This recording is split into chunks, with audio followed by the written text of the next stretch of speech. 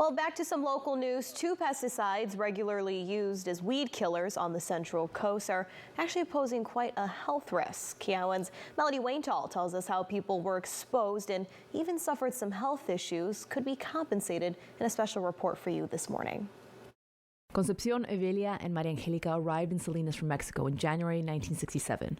From a young age, they worked in the fields in the Salinas Valley, and each of them experienced health problems throughout their lives. Concepcion is the fourth in the family, and at 17 years old, she began picking strawberries in the Driscoll fields. Her sisters, Evelia and Maria Angelica, started at the age of 14. ¿A ustedes les decían que iban a fumigar o que iban a poner? No, nunca nos dijeron, nunca nos avisaron, ni nos decían que eso nos podía hacer daño. All three sisters were diagnosed with tumors in their ovaries around the age of 30, and now all three are suffering with the first symptoms of Parkinson's disease.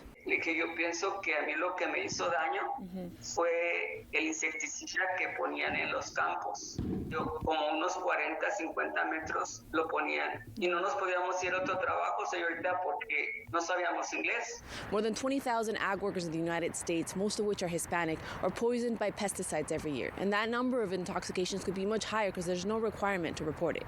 Not too long ago, the Centers of Disease Control and Prevention revealed in a study that it found pesticide concentrations 5 times higher in the blood and urine of Black or Latino residents than those of white residents. So you worked out in the fields, you've got Parkinson's, call us. Nadrick says he represents more than 350 victims nationwide who were diagnosed or have early symptoms from exposure to these chemicals. A lot of people went to their parents and grandparents and hung out and went there for the summer, for summer vacations, and picked on the farms and got exposure that way. The most common herbicide used in agricultural fields is glyphosate, also known as Roundup, after its popular brand name that is used primarily to control weeds.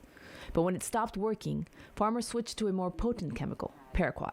Known as paraquat dichloride, it was registered as an herbicide in the United States in 1964. But it wasn't until 1978 that the government began to regulate the use of this herbicide, and it wasn't until the 2000s they really began to implement it. In California, more than 1 million pounds of paraquat dichloride are applied each year. According to the CDC, Monterey County is among the highest in the state, averaging more than 31,000 pounds per year, including an all-time high of 44,700 pounds in 2017. The highest use in recent years has been in Gonzales, Greenfield, and King City. But studies now find Roundup is linked to a type of cancer called Hodgkin's lymphoma, and paraquat to Parkinson's disease. So sadly, it's always our communities of color. Paraquat is used in high amounts in Monterey County since the last study that came out in 2017. Yaneli is part of the Safe Ag, Safe School organization working with California pesticides reform to bring pesticides use reforms to the state of California.